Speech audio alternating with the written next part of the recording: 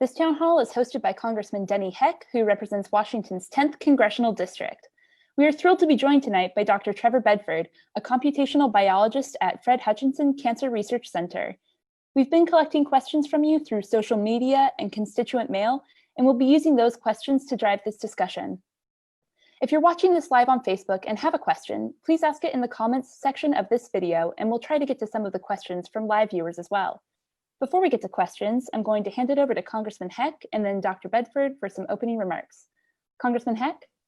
Thank you, Lauren, very much. Thank all of you who are watching. This is, I think, the 9th or the 10th in our series of conversations with experts about the status of our efforts to respond to the coronavirus pandemic. And I am especially pleased, if not delighted, to have Dr. Trevor Bedford here this evening, who has become a little bit of an international celebrity, actually, as the coronavirus detective. And I want him to make some opening comments and get right into this. But Dr. Bedford, in your opening statement, sir, and again, thank you so much for being here. I hope you answer the question for those watching, exactly what is a computational biologist? And then we'll get into the virus. Thank you, Congressman Heck.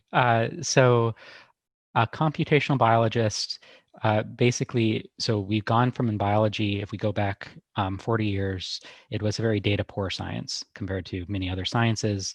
And you kind of had measurements that you wrote down in a notebook, but particularly with kind of new ways that we can measure things, it's gone to being a very data rich science, and you have terabytes and terabytes of data to pour through. And so then you need a lot of kind of sophisticated analysis programs to be able to deal with all of that data. And so computational biologist will kind of lean much more on the programming computational side compared to an experimental biologist who will lean more on the lab work side. Some people kind of marry the two a bit more and do both. We do a bit of bench work in the lab and sequence viruses and so forth, but most of the work in the lab is on the computational side. So half biologist, half mathematician and statistician? Yeah, so my degrees are in biology, kind of all the way up. Undergrad was biology, PhD was biology, but have kind of taught myself programming and statistics and all of that side of things over the course of career. And I think that's in training people, undergrads and PhD students. That's been something that's been kind of very clear, that there's a lot of biologists who really want to dive in and pick up the statistics and programming, and kind of having that combination of domain knowledge in biology with these statistical and programming skills is really helpful. And that's basically the core of data science as a emerging field, is you really want that both domain knowledge and kind of this technical know-how as well. So where are we now, Dr. Bedford, with respect to COVID-19? What's your perspective about where we're at now? And I guess I'd like to ask you, looking back a little bit, about the journey that this virus has been on as we have seen it migrate throughout the world. And I presume you're beginning to detect some mutation, because that's what viruses do. Tell us about that journey. Tell us where we are. And then, of course, we'll save the big one for later, which is, what do you see going forward? What does your modeling, what does your mathematical analysis, as it were, of this thing suggest to us about where we're going? First, where are we and how did we get here? Yeah, I don't think this was actually scripted, so I'll share my screen.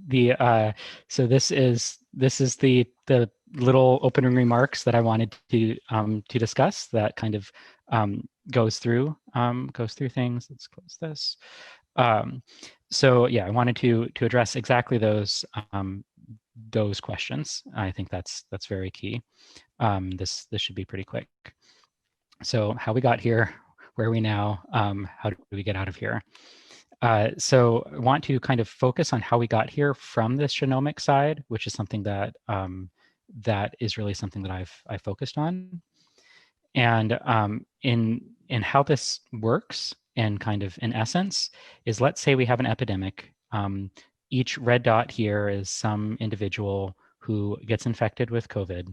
They're infected for 5 or 10 days, which is this line here. And then that individual I'm assuming you can see my cursor, then that individual kicks off a secondary infection, infects these other 2 people. This person then infects another 2 people, and then that gives you this kind of exponential growth process behind an epidemic, and how kind of things get out of control quite quickly, or things can get out of control quite quickly. And so the usual way that we kind of try to usually look at these things is by counting cases and seeing how many confirmed cases are there through time. But with new technologies, what we can do is we can take some of these individuals, swab their noses, and sequence the genome that's infecting them. And so each of these individuals, they'll often have a slightly different virus, because SARS-CoV-2, which is they confusingly named it, is the virus that causes the disease of COVID-19. That SARS-CoV-2 mutates roughly once every 2 weeks, and so those mutations will accumulate here, where along that transmission chain, there's, say, this purple mutation, which is going to be just one single, like, A to T change out of the 30,000 letters that make up the genome. And then you'll see that these 2 viruses will share that purple mutation, will share that single base pair change. We see that these 4 viruses share this orange mutation. This virus here has this blue mutation. And so what we're able to do with just getting these genome sequences, we're able to determine a family tree, or an evolutionary tree, or what I'll call the technical term of art, of a phylogeny. It will show you how these different viruses are related to one another. And so we can see, again, that these 2 are more closely related because they share this purple mutation. These 4 are related by the orange mutation.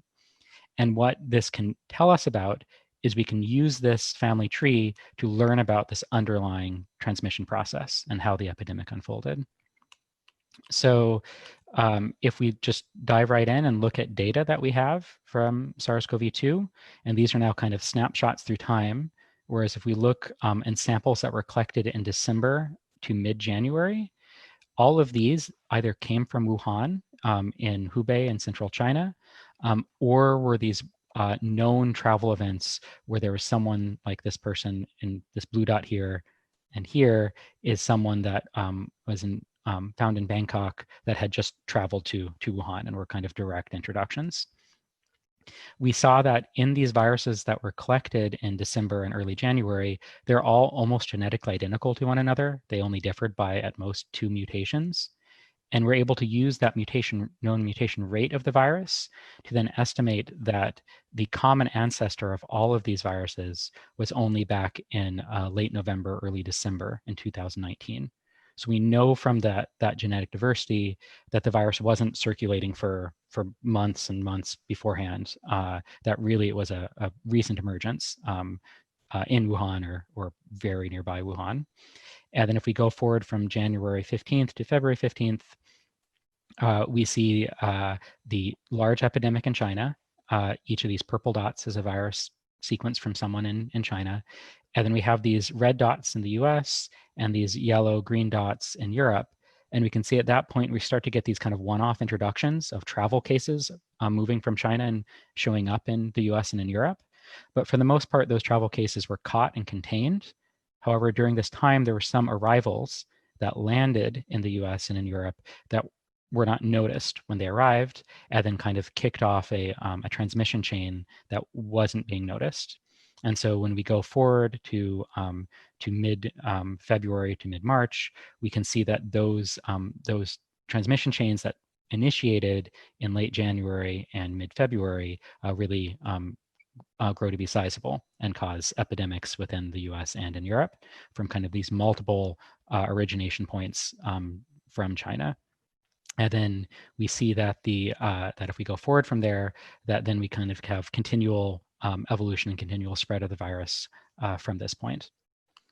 If we look just within the US, so now this is every red dot is a virus sequence from someone that was infected in the US, and we can see this this overall pattern where there was one introduction directly from China that occurred in what we believe is around the end of January, sometime around that period, that then caused the majority of the Washington state outbreak and has spread elsewhere in the US. We have a bunch of these things that don't go anywhere. And then we have a couple introductions from Europe into New York that then go on to seed other places. And so we have kind of this mix of direct from Asia, direct from China, and via Europe introductions to the US via New York City. If we then look within the United States, orange is West Coast, green is East Coast, kind of yellows in the middle, we can see that the virus very quickly kind of mixed across the country. That once it arrived and we have these transmission chains, you can see that things are quite mixed up. And so the virus, once here, and when people weren't really paying attention to it in February and early March, it very rapidly spread. And so we look at so it very rapidly got us to where we are now. We think that with less movement of people now, if we kind of follow this forward and we start getting more data, we're going to expect to see kind of more of a California lineage and more of a Washington lineage and so forth. I'll pause there if you have questions on this first bit, Congressman, and then I can continue if you'd like as well. Well, the thing that occurs to me at looking at the migration is if the coronavirus is mutating that rapidly, Dr. Bedford, in lay terms, I suppose this question would apply to all sorts of viruses. How is it that you can ever get out ahead of it with a vaccine since it's changing on an almost daily basis? Can you explain that in lay terms? Because obviously what's being put out there is that the solution to this is to develop a vaccine, which is, of course, 10 to 18 months away, or who knows how long. There's incredible amounts of money being invested in attempting to come up with one, but it's a very dynamic virus. And so how do you ever get to a vaccine? And is this virus any more dynamic, any more rapidly evolving than the rest that we see on a periodic basis? Yeah, it's a really good question. So I'm gonna kind of dive in here a little bit. So the genome is 30,000 letters long, but most of those mutations have no hope of changing the virus in a way that would break a vaccine.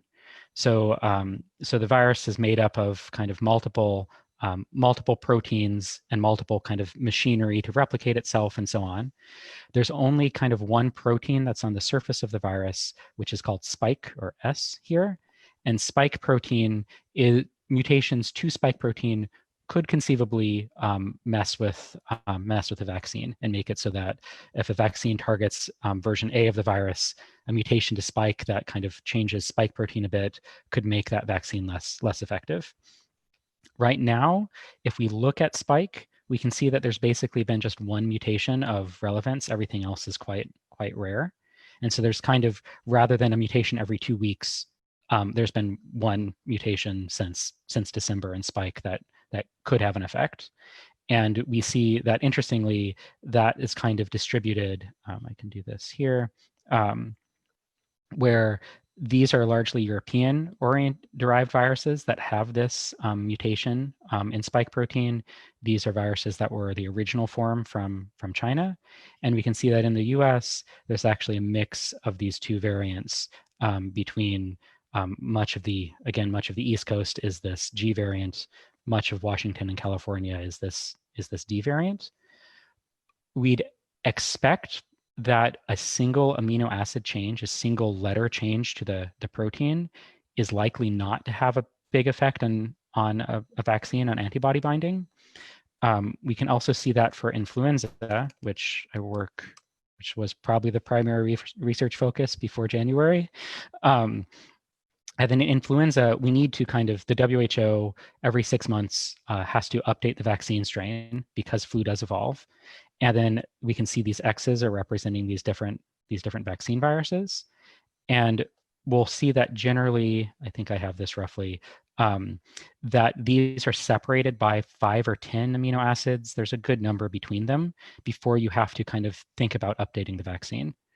So my My strong suspicion, but I can't be completely confident at this point, is that we're going to see evolution in coronavirus and SARS-CoV-2 that looks a bit flu-like, where it's not changing fast enough to completely break a vaccine, but as time goes on, we'll have a vaccine that we have in 2021, and we'll need to update the strain in the vaccine for 2022 and update the strain of the vaccine for 2023 and so forth.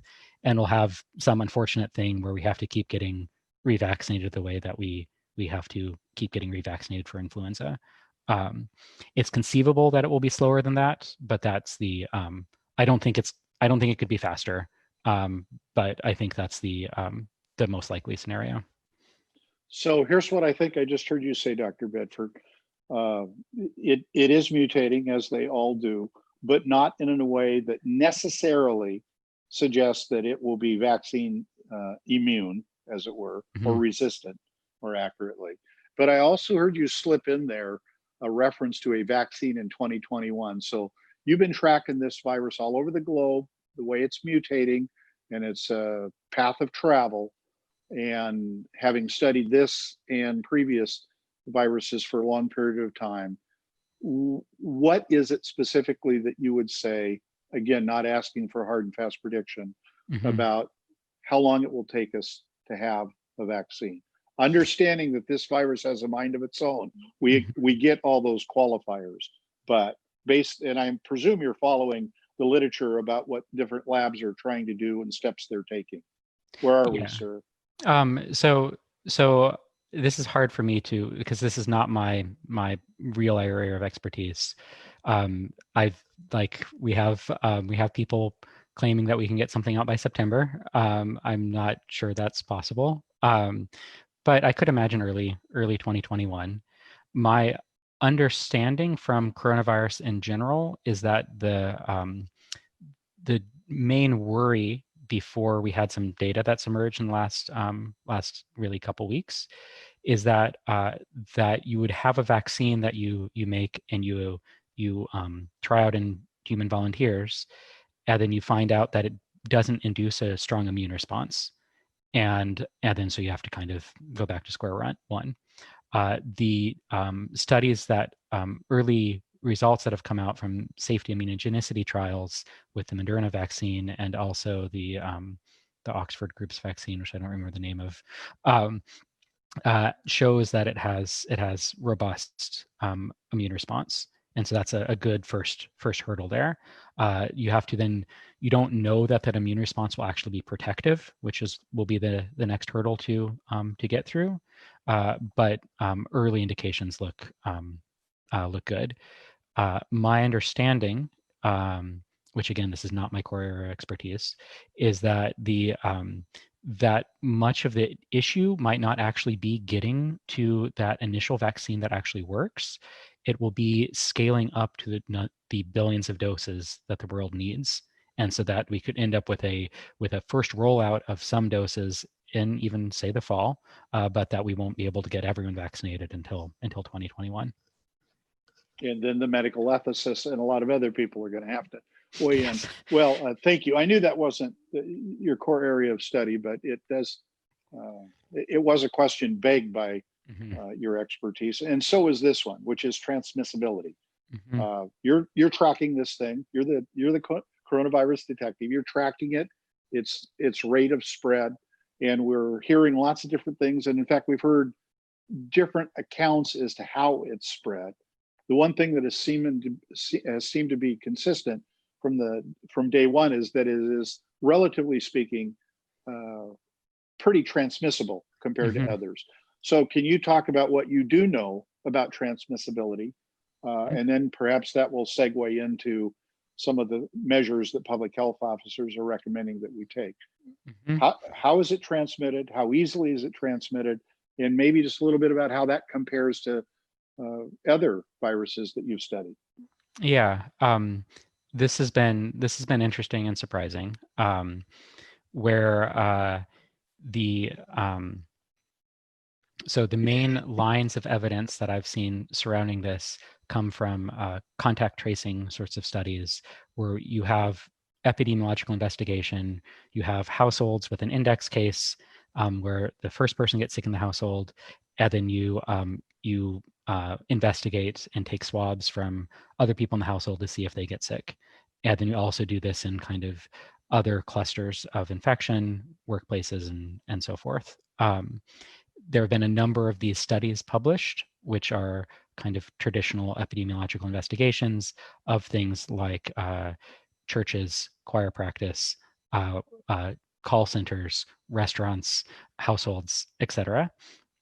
And then you can see a lot of you can see transmission occurring. It is interesting and still a little bit baffling of how heterogeneous, how kind of things seem.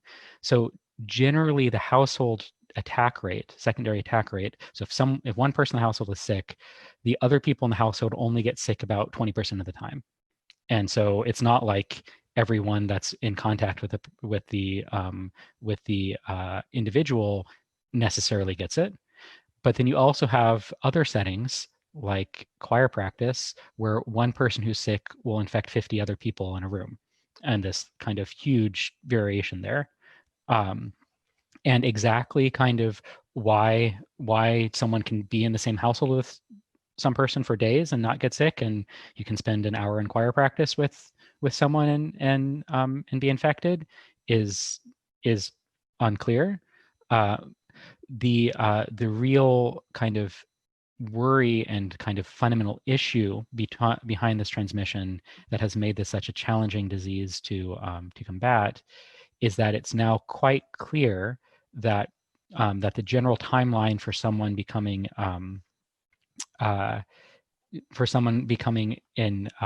infectious is that they get exposed at day 0, and then they might, on average, they'll start to show symptoms at day 5 that has some decent window around it.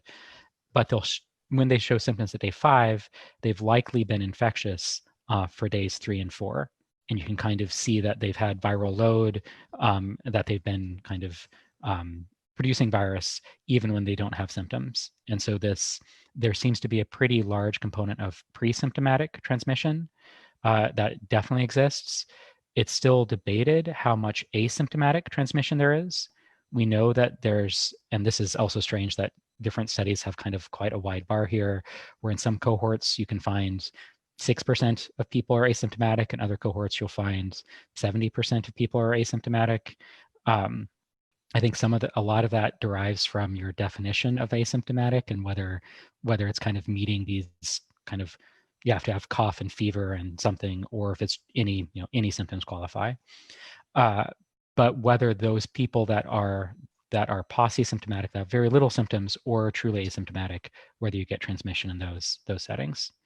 And so maybe finally this is one of the core public health rationales behind the mask recommendation, is that that the mask is to protect others, not primarily yourself.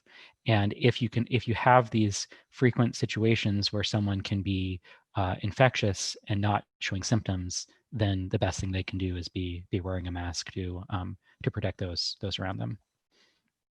Thank you. I'm feeling guilty because we're a good way into this, and we haven't yet turned over to the people who pre-submitted questions or asked them live. So Lauren, I want to go back to you and ask if you have some questions that you want to advance at this point. Yes. Before I get started on questions, I would just like to note that we're getting some feedback that people are having challenges streaming the video live, but the whole video will be recorded and can be accessed at full on Facebook at the end of the broadcast. Our first question now will come from Roger and was submitted through constituent mail. The current pandemic is a breeding ground for destructive activity as leaders seek to force people to stop working, stay away from family, stay away from church, and so forth. While there is a need to distance ourselves from each other during this pandemic, are there ways in which we can function with a high degree of safety and still be productive? Congressman Heck? Thank you. First of all, I want to assure you, Roger, that there's nobody that wants to get as many people back to work as quickly as possible as I do, nor enable them to return to their houses of worship, including myself, by the way, something that I am missing on a weekly basis. And indeed, the measures that have been advanced and recommended by the scientists and by the public health officials and by Governor Inslee are as a consequence of their conclusion that to not do so would not just jeopardize lives, but in fact would delay the ability for us to restart fully our economy and return to a normal life, including, for example, participation in weekly church services. And the reason for that is that if people actually go out without the appropriate protective measures or too early, and there is a second wave or a significant flare, it won't matter what the governor's executive order is. People on an individual basis will be making the decisions that they don't want to put themselves at risk. And we actually have an antecedent for this in history. I like to cite what happened at the end of World War I, when it was concluding and several major Eastern cities were planning in the street celebrations, but then canceled them because of the risk of a second wave of the Spanish influenza, except Philadelphia.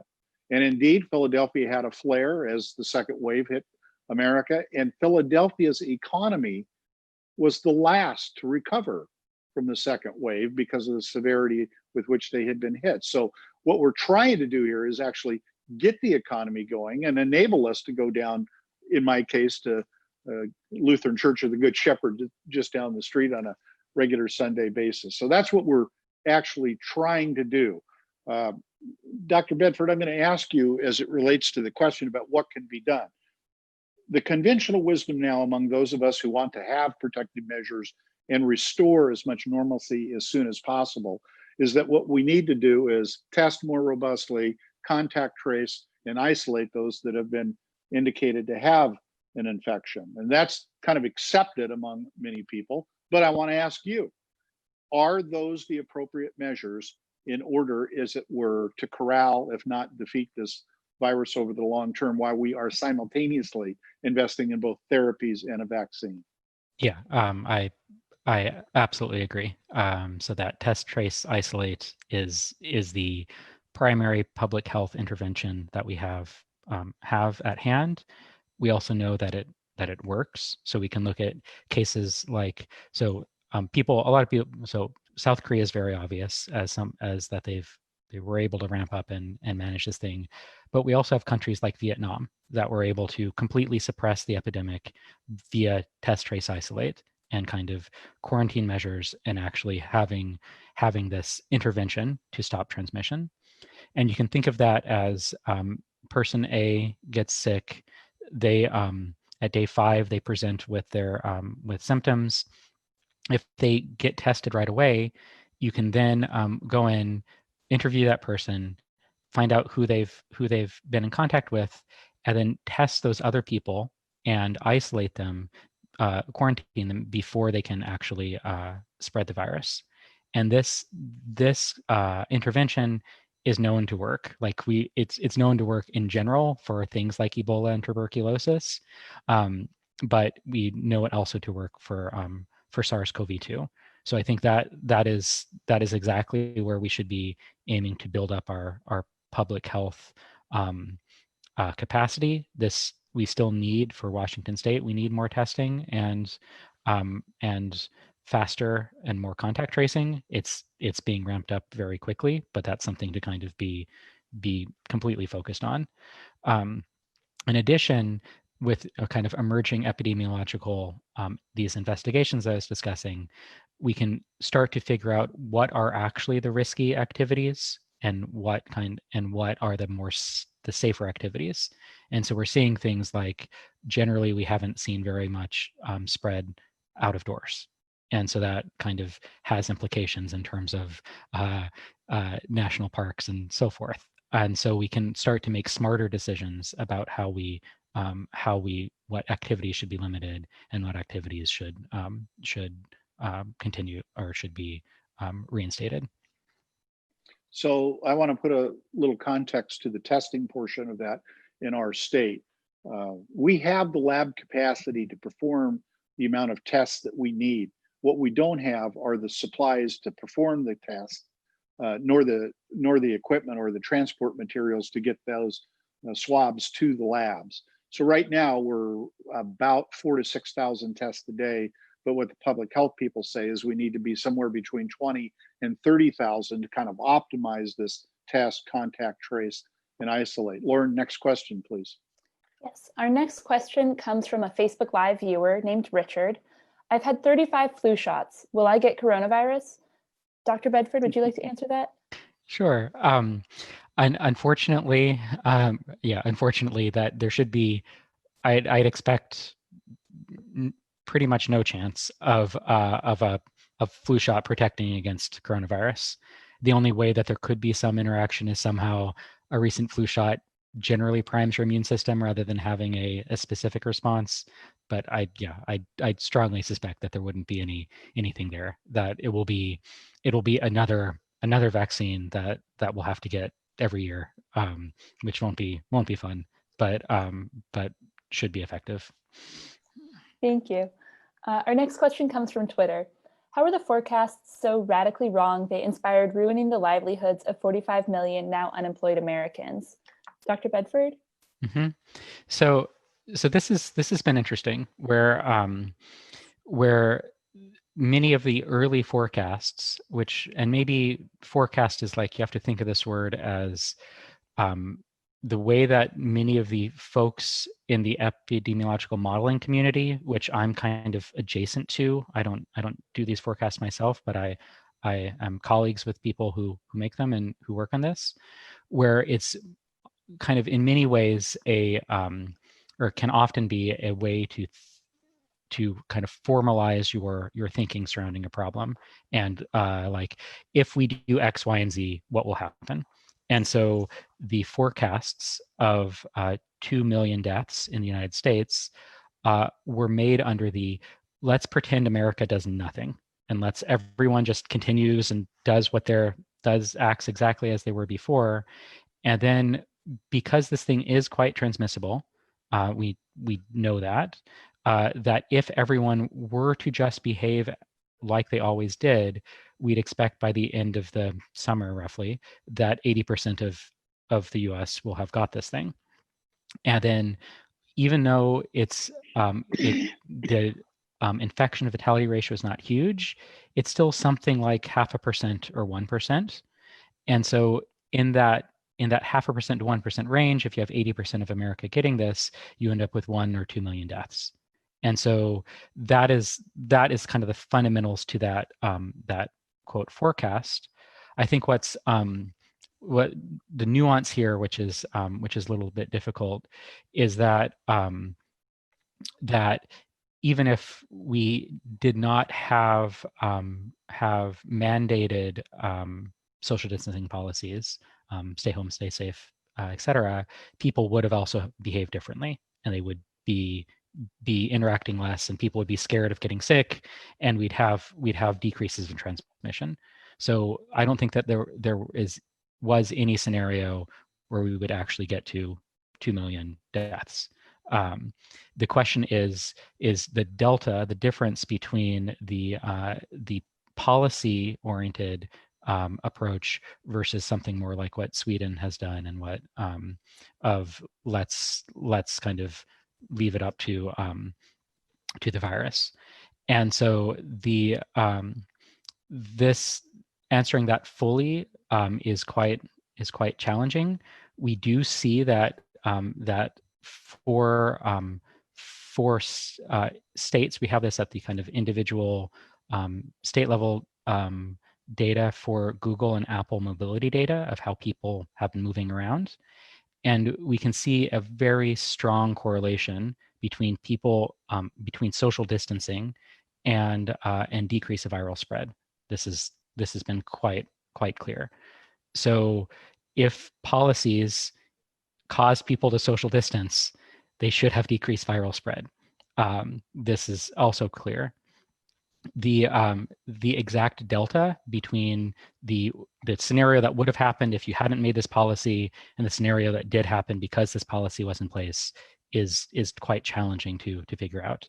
But we do know that social distancing decreases spread and saves lives, and ideally brings things down to the point where test, trace, isolate can be ramped up, and then we can kind of bring things back online in a fully safe and productive fashion without having to worry about a second wave or flare-ups disrupting things again.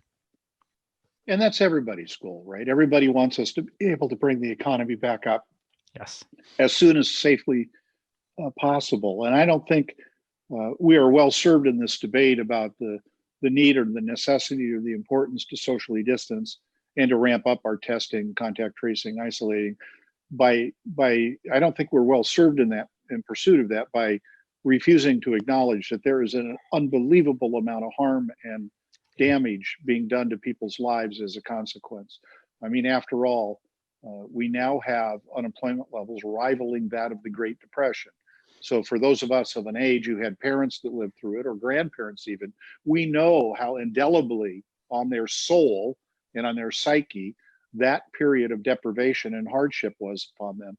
And nobody wants that. It's part of why the Congress has passed already 4 bills totaling more than $3 trillion to try to mitigate the free fall of the economy. And in fact, the House passed the other one, the HEROES Act, for an additional $3.2 trillion to try to abate that damage. But there's no question that social distancing is causing this damage and hurt, and we should acknowledge that for what it is, because it is very real. Yeah. Lauren, next question, please. Thank you. Our next question comes from former State Rep Tammy Green and was asked on Facebook Live. Healthcare workers are being infected every shift. How often should they be tested? Congressman Heck? Well, that's a medical question. I think Dr. Bedford is better able to answer. Just let me say hello to my friend Tammy, whom I know well, and thank you for tuning in. Thank you for the work you do every day. She's, of course, a registered nurse out on the front lines on a day in and day out basis.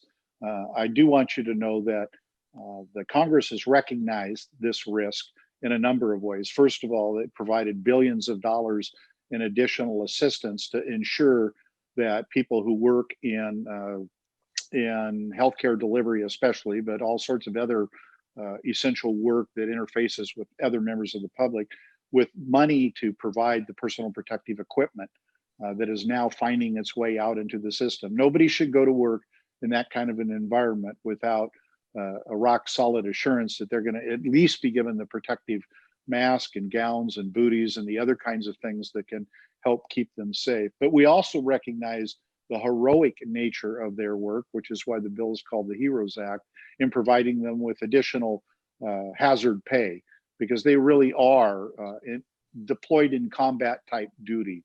And I want to recognize that and honor them for that, and honor you for that as well, Tammy, as well as your considerable public service. Dr. Bedford, how often should they be tested? Yeah, it's like I've been working 12 to 14-hour days since January, but I've been able to do that from my dining room table. It's not at all it's not all the same. Thank you, Tammy. Generally, we have this. If we think about again this like normal time frame where someone's exposed at day 0, they become infectious at day 5. They show symptoms at day 5, they become infectious at day 3. We have this 48-hour window in which that we have possible infectiousness without symptoms. So you'd like if testing was completely free and not uncomfortable, you could imagine having a screening every 2 days, and you'd every 36 hours, or sorry, 48 hours, and you definitely capture everything. I don't think that is as kind of feasible.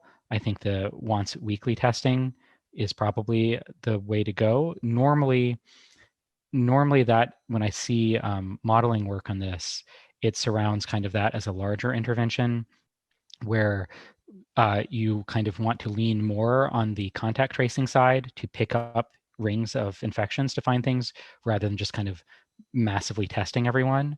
But for high risk populations such as healthcare workers, that equation is probably a bit different, and you might want to do things more often. It's hard for me to give a exact number. I think it's like it revolves around would those tests get is this zero sum? Like if the healthcare worker is getting tested, does that prevent someone else from being tested, or could we actually ramp up that capacity in this case? We have a long way to go, as I indicated, at fewer than 6,000 a day in this state, with more than 7.5 million people, and we need to be at 20 to 30,000 to get anywhere near the kind of containment that I think that we all hope for. And again, that's a function of a choke point in the supplies. It's not the lab analysis. It's, do we have enough swabs and enough things to send them safely and in a sterile capacity to the labs? And we're working very hard at that. It's why some of us, since day one, frankly, we're advocating so strongly for the president to utilize the powers of the Defense Production Act, which would enable him to mobilize America's great manufacturing might to meet a national emergency. And frankly, from where I sit, this is a national emergency. Indeed, the president has officially declared it so. Lauren. Thank you. Our next question comes from Chana, a live viewer. How much of a concern are mutations, current or future? And is the potential for a second wave really a big concern? Dr. Bedford? So yeah, mutations, this is something where generally we have now out of the 30,000 virus genomes that we've seen that have been collected and sequenced. So 30,000 people across the world that have been sequenced, infections that have been sequenced. We have something like 10,000 different mutations that we've discovered in all of those individuals, a huge number. Most of those mutations are going to kind of be one-off or going to be rare things. We have maybe about 14, somewhere in there, a couple dozen mutations that are at sizable frequency across the world. We suspect that most of those also don't really do anything. The exception to that might be the one that I was pointing out that is in spike protein that sits on the kind of European lineage. That that has risen in frequency in places where it's landed, and the worry / idea is that it is more transmissible in some fashion. We see people that have that virus will sometimes have a higher viral load. They don't seem to show worse clinical outcomes compared to other individuals. So it doesn't seem more severe, but it seems like it may be slightly more transmissible. We need kind of more evidence of this for whether that's the case. I'd expect that we could see kind of some of this minor variation accrue over the coming months for strains that have emerged that are somewhat different, but that level of difference will be kind of very small compared to the kind of the general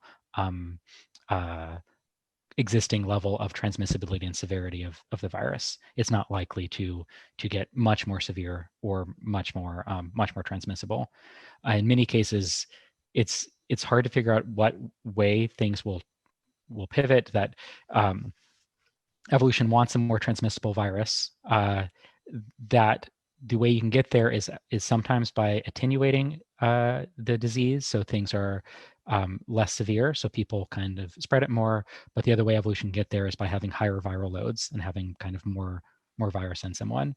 And so it's not exactly clear what direction things push there.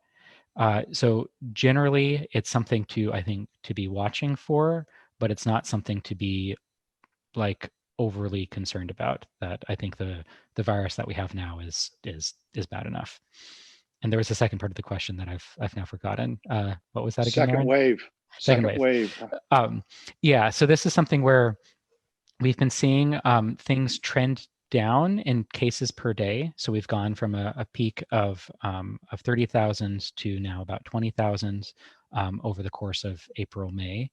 And so that decline is kind of now being played off against people are starting to across the country are starting to mix more, are starting to have more activities that should increase transmission just from everything we know about the virus.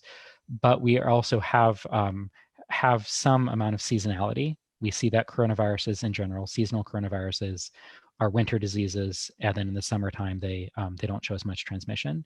And so we have these two things kind of playing off as summer ramps up and activities kind of tick up as well, that I think things could go either way a bit, and we could see kind of things tick up a little bit, but not hugely, or they could continue back down nationally. The worry is that come fall, when seasonality starts to reverse, and that we have kind of continual fatigue from these social distancing activities, which are quite straining, that then at that point you'd have to worry more about a second wave. So I think there, if we imagine kind of a sharper uptick of transmission, it would be something more like October that we'd be more concerned about. Thank you. Our next question comes from Rob, a Facebook Live viewer. Denny, why aren't you in Washington, D.C. voting and doing the work of Congress? I am in Olympia, Washington, doing the work of Congress. As most people are aware, Congress 2 weeks ago, when I was in Washington, D.C., actually participated in supporting the first time in our nation's history amendment to our rules to allow for proxy voting. So I am here.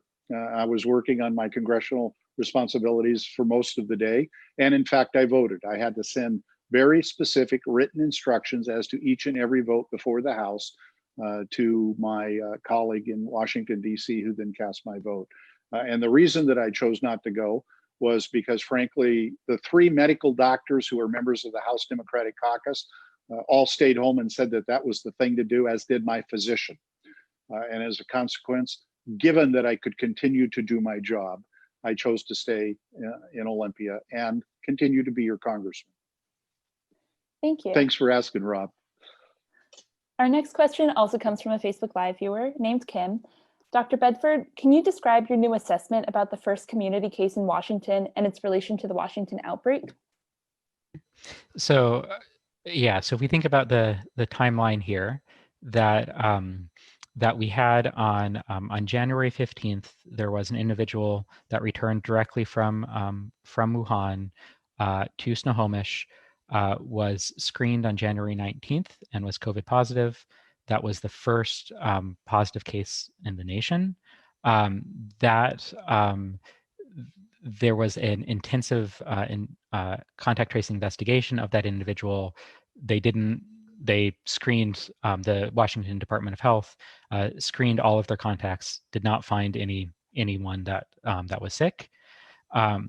Then on February 29th, we had finished, on February 27th, we had screened the teenager from Snohomish. That was Washington 2. That was the first community case discovered. And then we had the genome sequence from that virus on February 29th. The genome sequence of that virus from February 29th was very similar. It differed by only 2 mutations from this Washington 1 virus from mid-January. And that there's a large diversity of viruses circulating in China, or that there had been, and that small 2 mutation difference was quite statistically significant. Not completely slam dunk. The chance of the very rough chance of a kind of random statistical collision there, where things just looked that similar by chance from a second a separate introduction, was about 3%. And so then made the call that we think that really Washington 1 in mid-January resulted in onward transmission until that was then picked up in February, at the end of February, with the outbreak that we sustained. Then as we sequenced more and more viruses throughout March, we saw that kind of everything fit closely with this Washington 2 kind of type, that everything was 2 mutations away from Washington 1, which was a little weird, and definitely was not expecting that. I was expecting to kind of fill in that lineage connecting Washington 1 to Washington 2. And then the other thing that cropped up was that there was viruses that were sequenced from British Columbia, from Vancouver, that actually did fit in between, and kind of there was no longer just a direct line from within Seattle area from Washington 1 in mid-January to viruses in the Seattle, Washington state outbreak in late February and mid-February. And so at this point, I don't think it's I don't exclude the possibility of still a Washington 1 introduction, that somehow there was a chain of transmission that was missed from that person. But I think the more likely outcome is that there was another introduction that happened in late January that was either directly, late January, early February, that was either directly to Seattle area or possibly via British Columbia, unclear the exact historical origins. And that was really what sparked the outbreak in Washington state. We had screened through the Seattle flu study. We'd screened thousands of viruses from January 1st all the way through March 15th. And then in those historical viruses that we looked at, historical samples that we looked at, we didn't see any COVID positive samples until February 21st, along the same day as that Washington 2 sample from the teenager was collected. So we know that it wasn't circulating strongly in January and say early February, but still kind of our best guess is an introduction, around February 1st, end of January, beginning of February, that ramps up to about maybe 1,000, 2,000 infections by the end of February, at which point the outbreak was detected when we had these 1,000 or 2,000 infections at that point. So, Dr. Bedford, I hope a little more simply, what you do is you look at the characteristics or the markers of samples from all over the world, including here. And because therefore they have, as it were, unique signatures, you can tell, well, this one came directly from Wuhan, or this one's a couple of generations removed. And that's how it is that you came to be known as the coronavirus detective, following the migration and the evolution of this, the signature of the virus in each person as infected, that enables you to see what its origin was and to some degree where it may have came from. Its lineage, I guess. Lauren, Yes. More questions? Yes. Our next question comes from Doug and was submitted through constituent mail. Why not make teleworking mandatory for some jobs going forward? The upside is that you take a bunch of cars off the roads during commute times, reduce air pollution, and slow down the need to keep building high-rise buildings. I really believe this is an opportunity to rethink how our society works in many areas, not just how we do white-collar work. Congressman Heck? Well, I do think it's an opportunity, Doug. Thank you for the question. And I think that if we could get past the fact that there are an awful lot of people whose lives have been damaged by the economic, the self-induced or the voluntary coma we've put a lot of the economy in. But if people that can telecommute do telecommute more going forward, there will be considerable benefits to it. And in fact, I think it's pretty clear it's pretty clear already that that's likely to be the case as people have actually grown used to it. We've kind of culturally gotten beyond the river of concern or doubt about how it might work, when in fact it's working pretty well, and at least on a hybrid basis, meaning telecommute more days of the week than not. As to mandating it, I'm not sure that the government has the constitutional authority to mandate how a business actually engages in commerce.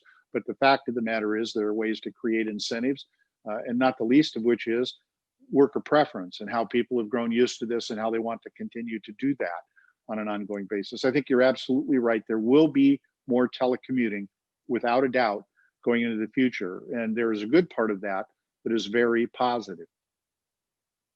Thank you. We're almost out of time, so I'm going to ask one last question and then turn it over to Dr. Bedford and Congressman Heck for some closing remarks. Our final question comes from Greg and was written in constituent mail. What are our representatives doing to pressure the governor to open up the economy? I believe that it is important for those who represent the people to lobby for the state to open up so that many jobs and businesses will be saved. Congressman Heck?